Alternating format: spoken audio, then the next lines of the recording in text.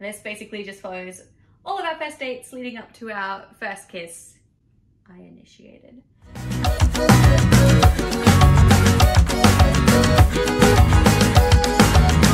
G'day mate, my name's Margie. Hi guys, I'm Kami. And welcome to our YouTube home, Mixed and Nutty, where we make videos about our passions, our projects, and biracial parenting. And for today's video, basically we're doing the very stereotypical story time video of how we met. But obviously you would have seen from the title that, yeah, we met through Tinder, and even though I'm Australian and he is American, we met in Japan. Land of the rising sun. So I guess probably the best way to start is, how did we both get to Japan in the first place? Ooh, yes. Did you want to go first? Sure. So I enlisted in the military in 2015. I joined the United States Marine Corps, and from there I just had aspirations to go back to Japan. Haha. Because I spent my junior year in college studying abroad there. Absolutely loved the culture, adored it, picked up the language really fast, and just fast. Maybe. It took 8 months. That's a whole another thing. Yeah, I loved it so much that I just had to go back, and that was the best way I knew how. So that's his super fast version of his story. So I guess I'm gonna start with 2015 as well. So for me in 2015, I got out of a super toxic relationship, which is like a whole other different story time as well. And I went on a tour in Thailand, and on that tour manager told me, "You'd be really great at this job, you should totally do it." And so in 2016, I did it. I gave up my entire life in Australia. I decided to become a tour guide. I ran tours through Thailand, Laos, Cambodia, Vietnam, as well as Japan. And Japanese is the only other language I've ever learnt, and it's the only other language I really knew. And I absolutely adored Japan. I really loved it. But yeah, after a while, I got kind of over tour guiding. I also started getting harassed. Again, that's like another whole story time. So 2017, I decided to just F off around the world and go and do all the things I always wanted to do and spend all of my savings. So I went and worked in Scotland, I went around Egypt, and then I became a teacher in Italy and loved it. I knew it's what I wanted to do. I wanted to be a teacher. And whilst I really loved Italy, I really missed Japan. I decided to switch, moved over to Japan, and yeah, found a job in Hiroshima, which was my favorite city on tour. The city is not too big and not too little. It's like just perfect. I knew there was a really good mixture. Yeah, it's a Goldilocks city. But I knew there was a really good mixture of like gaijins or foreigners there as well, from people who I'd met on tour, and I knew that there was a military base nearby. So I kind of felt like I would have the best of both worlds living in that city. And it turns out I did. Oh, lucky. So yeah, when did I get to Iwakuni? I want to say I got to Iwakuni in 2016. So I spent a year in training. I was on the East Coast, I was on the West Coast, I was in Florida. It was a very sporadic year, also where I learned that I absolutely do not like staying in one place for a very long time. Ooh. I got to Iwakuni in 2016, and then pretty much just, I don't know, I did anything and everything to immerse myself in the culture. I started studying Japanese again, I started traveling a lot more, I got out, I wanted to meet people. Because you already had met someone. It wasn't me. Yeah, so I actually went to Japan in the military with a girlfriend who was not our beautiful Australian lady. But it didn't work out. Well, she cheated on me, and we had a huge falling out, and I was just like, yo, I need to meet people. I have to connect with someone. I started swiping on Tinder, and then I swiped with this chick who looks super different in every picture I've ever seen her in. I've got no explanation for that other than, I don't know, girls take lots of different pictures. Oh my goodness. It was like one photo brown hair and like completely different profile, and then yet another photo where she has blonde hair, and then there's another photo where she has white hair, and I was like, who is this mystery everyone lady? We matched, I want to say around 4th of July, and I had a long weekend, so I spent every day that special holiday just going to Hiroshima to go on little dates. Yeah. So yeah, that's basically how I met, was Tinder. I got to Japan early 2017.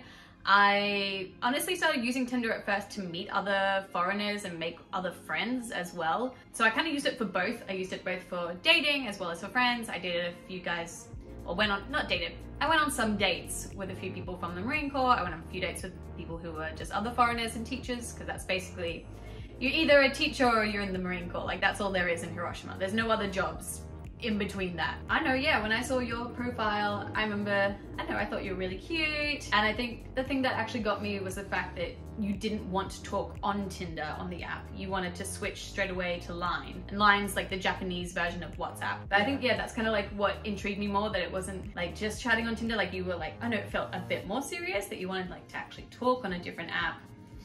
So yeah, that's kind of like what got me on your, I guess, Tinder profile. That was in my profile? No, I mean like, as in like what like made me keep talking to you. Because yeah, on Tinder, obviously sometimes like you end up having like all the first date conversations and then it just kind of dies and fizzles out. Fizzles out. I think it's the fact that like you wanted to switch apps and then we were only talking for maybe 2 days before you're like, hey, let's meet. I'm gonna be in Hiroshima. So we didn't have that chance for it to fizzle out. Like we actually got to meet each other in person first. Yeah. Which I think made a really big difference. So I'm huge on like, get out, meet people, do things. That is like my shtick, especially in Japan. I feel so much more at home. I feel comfortable, relaxed. I enjoy the aspect of just being in Japan. So I was always looking to people to connect with and meet with, and that was like a huge thing for me. If I'm gonna talk to you, I'm not really interested in like cute, cuddly conversation. Like I wanna go do stuff. Like let's go to breakfast, let's go to lunch, let's go to this mountain, let's go to a festival. Like I want to do things. So literally, based off this, you can tell that our very first date, we had rice bowls. This basically just follows all of our first dates leading up to our first kiss. I initiated. But this literally all happened over like the July 4th weekend. But it felt like 60 different dates, I think, all at once. This was a Valentine's Day present that I made for him and then made it into manga style and all in Japanese as well. Expert level, seriously. Yeah, I remember this took me forever to do and I just got it done on time for Valentine's Day and was like, I'm never doing something this in-depth ever again. Good thing you're the one! I would have been really upset otherwise. But I guess, almost. Yeah, this date was really cute. So yeah, we were talking for like 2 or 3 days and then you were already in Hiroshima. So Hiroshima and Iwakuni are like a 40-minute train ride away from each other. And I was working on a Saturday, so we were gonna meet for lunch on my lunch break. And you were gonna stand me up. Was not. Okay, look, first of all, if any of you have ever used Tinder, you know there's a lot of weirdos on there, right? I will protect myself. I met a couple weirdos already, and so we decided to meet. And I was like, hey, where should we meet? She chose right outside her workplace. So I chose the place across the street from her workplace. And then I stood across the street from that to make sure that she's not gonna come out with like, you know, Edward Scissorhands or something. Like I just had to make sure. Oh yeah, I would have been cool even if I had Edward Scissorhands. You don't know that. You can't hug people with scissors, just saying. Anyway, so yeah, my work like is basically on like one of the like the major intersections. So I like walked out of my work. I had like 45 minutes to get like through this date. And I was like, okay, let's see, like, you know, is he gonna be cool or not? I'm like, this is gonna be a good idea. Cause like I have a reason to get away. Cause like I have to get back to work. So it can't be awkward or anything. And then yeah, I stand outside for like a couple of minutes being like, where the hell is this guy? Only for him to finally message me, be like, oh, I'm across the street. I'm like, well, that's so stupid. I told you to meet me on this side, whatever. Little did I know that he was actually like checking me out, being like, is she actually who she says she is? Not like, yeah, this 80-year-old Japanese man trying to catfish him. You'd be surprised. But yeah, it was a really cool little experience. I think she took me to a place that I had not been before. What did you think about me on that first lunch date? Like she looked like Alice from Alice in Wonderland, straight up. White hair, like white shirt, blue like frilly dress, and I was like, oh. Super short. Man, I had jokes for days. And she had on black boots, like black combat boots. I was like, they're not combat boots, they're just like your regular like little pointy boots. Whatever. So for me on that first date, I remember like definitely at first being like, okay, like he's really, like I love his smile, he's really sweet. And honestly for me, like the kicker was the fact that he could speak Japanese and he actually cared about the culture. And yeah, while we were out at lunch, he was speaking Japanese to the waiter and things like that. That made a really big difference for me. Like I chose Japan to be my home. I wanted to be immersed in the culture. I wanted to be with someone who also appreciated and understood the culture too. Because yeah, I'd been on dates before with other guys who just didn't care, like hated Japan, things like that. And that's just not what I was looking for. Like I wanted someone I could really vibe with, and yeah, he really impressed me on that like sort of first date. And I was like, okay, you're cool. If you want, then would you like to come to the beach with me and my friends the next day? And so, yeah, literally our second date was a day later on the beach. I was super hungover. What do you remember from that beach day? Her butt was out. It was not out. I was wearing a bikini. She sat in my lap. Oh yeah, I did. You stroked my hair. It was really sweet. I was really hungover. We had a girls' night that night. Like, we didn't go out drinking, but I went out drinking with the girls. I ended up having to go home early because I had way too much wine. But that was, yeah, I don't know, it was a really sweet day. Like, that was like my first chance, and my friends got to meet you as well. So I was like, okay, I'm not going on any more dates with weirdos or just guys who just are not for me. Like, I'm gonna get my friends to pretty much just judge him straight up and see what they feel. They all absolutely loved you. Like, Amber loved you, Whitney loved you, Selvin loved you, like. Yeah, all her friends are now my friends, so, you know. Yeah, so it worked out really well. But like, it was really fun. At night, I took you to Blue Moon Cafe. I took all her friends to Blue Moon Cafe, and I had a friend with me. Shout out to the homie, Britton Long. We'll put a link to his YouTube channel because he's awesome and I love hanging out with him. But yeah, so he came out with me. We went to Blue Moon Cafe. I held her hand under the table. See, that probably got me as well, was you holding my hand. I was like, he's holding my hand, like he wants to hold my hand. And it's been like the second day I met this guy. I was like, oh.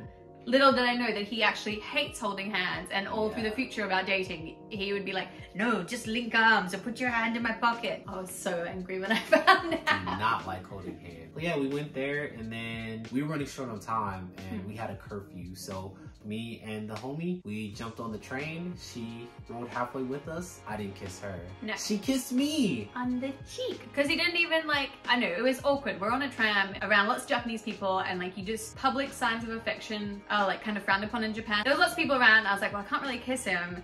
And like, this is just awkward. So I'm like, I guess I'll just kiss him on the cheek. And I was just like, okay.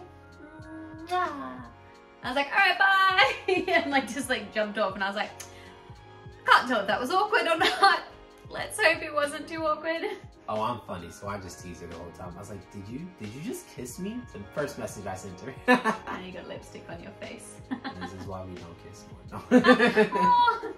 But yeah, so I texted her, teased her about it. She was like, maybe. It was pretty embarrassing. But then the next day, so like, this was literally like day after day after day, 6 dates all over 4 days. So the next day, he met me again for lunch, and we had lunch under, I wonder if I got it, yeah.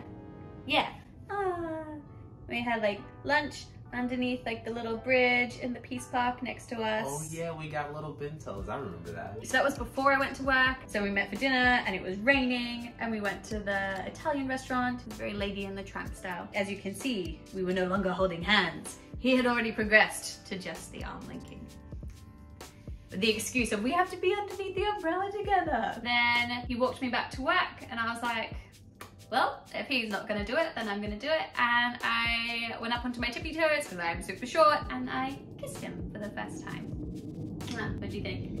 I didn't think anything, I just... What do you think about me making the first move though? Oh, I don't know. I like to connect with people. I like to have fun and, you know, get the vibe. Yeah, I spent a lot of my time just feeling her out. Clicked, it was nice. So I just enjoyed the moment. I'm not in a rush to do anything. I just really want to build that connection, that bond, because at the end of the day, a lot of things pass, and what really holds relationships together is that bond. Especially coming right out of a very crappy relationship where the vibe was only there when we were drinking and partying, which isn't what I was going for. It was really important to build that kind of bond, that lasting connection, and it worked. Yeah, it obviously did, because we're still here now, married with a baby. Tiny baby. Yeah, I think, I don't know, you just seemed so amazed by me, all the travel I did and everything like that. I don't know, it just felt so nice to have someone who was so hyped, I guess, to be around me. Like, that was such like an amazing feeling I had. I know, I'd had crappy boyfriends in the past who unintentionally would put me down or like just make me feel like insecure about myself and that. And I don't know, within those like 4 days, like you just made me feel like I was 110% being my authentic self, and I was amazing for being my authentic self. And it was like that through our whole like relationship, even up to now. Like, you always made me feel who I am as the most amazing person in the world. It was just nice. I met a lot of people who are very fascinated with the idea of a person, but they don't really want that person. Like a cookie cutter idea of what they would like their significant other to be, and then they find someone they can mash in there, and you don't fit, and it sucks because you think you're happy and it's like, I love you and you're perfect, now change. Now, I find a lot of people who are in really unhappy relationships tend to have that situation. I've had that situation on multiple occasions. I just want to vibe and connect with people, and when I build that connection for me is solid. It's lifetime. Like, I will always know these people because we connect for you being you and me being me. No like smoothing out your rough edges, not hiding your personality, like just be you.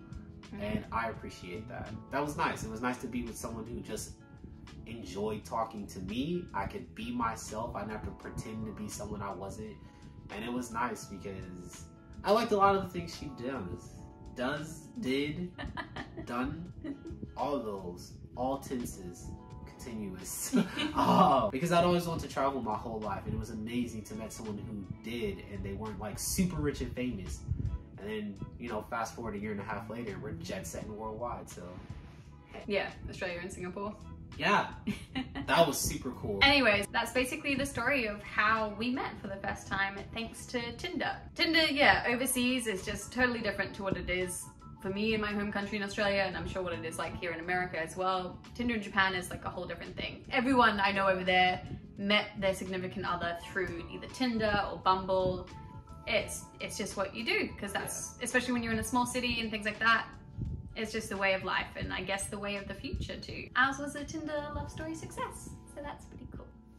Thanks for watching this video anyway. Don't forget to give us a thumbs up as well if you enjoyed this, and if you want any other story times, please comment down below. Any of the things maybe that we mentioned, if you'd like to hear about them, yeah, let us know. Baby, do I have stories for days. But yeah, so feel free, like, subscribe. And you can watch more videos sort of here, here, and here. Bye. Bye-bye.